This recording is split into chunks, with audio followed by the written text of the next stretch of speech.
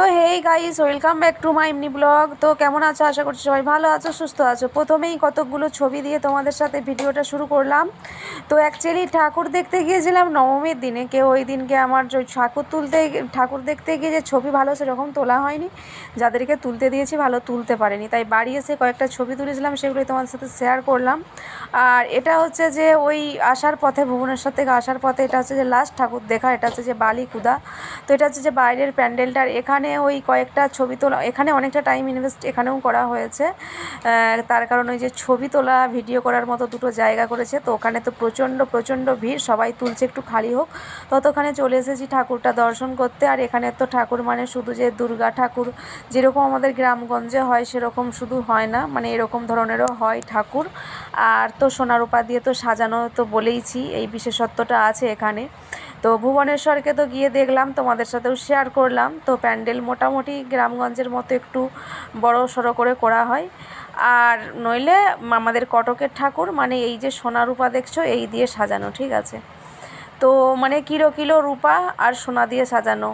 তো আগে যেই মাটা তোমাদেরকে দেখালাম ওটা হচ্ছে যে চৌধুরী বাজারের ঠাকুর কটক, ঠিক আছে। সোনা আছে 25 কেজি, রূপা আছে প্রায় 300 কেজি, বেশি তো কম নয়।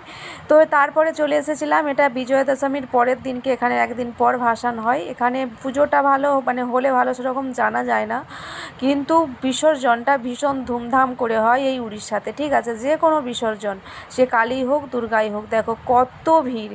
মানে পুজোর দিনেও ঠাকুর দেখতে ভিড় হয়েছিল, বাট বিসর্জনের দিনে অনেক মানে বিভিন্ন ধরনের বহুরূপী সাজিয়ে অর্কেস্ট্রা হয়, বাজনা থেকে লাইটিং থেকে সব কিছু, মাইক টাইক সব বাজে। বাট পুজোর দিনে পুজো হলে জানা যায় না, অনেক ধুমধাম করে এরকম দেখো মেলার মতো বসেছে। আর হাজার ভিড়, মানে রাস্তায় এত জ্যাম, মানে সকাল থেকে ঠাকুর বেরিয়ে পড়েছে, বুঝলে। আর যত এই কটকের ঠাকুর সব এই পুরীঘাটে বিসর্জন হয়। দেখো এই ঠাকুরটা আবার অন্য ধরনের, দেখেছো। এখানে ঠাকুর বলেইছি যে শুধু যে দুর্গা মানে দুর্গা, লক্ষ্মী, সরস্বতী, গণেশ, কার্তিক এই নিয়ে থাকে ছানাপোনাদেরকে নিয়ে, তা না, বাট সব এরকম টাইপেরও হয়। তবে ভুবনেশ্বর গিয়ে দেখলাম ওই আমাদের এই গ্রামগঞ্জেরই মতো হয়েছে, বাট প্যান্ডেলও মোটামুটি ভালোই হয়েছে। তো ওখানে এরকম ঠাকুর একটাও দেখিনি, বাট এখানে এরকম হয় কটকের মধ্যে।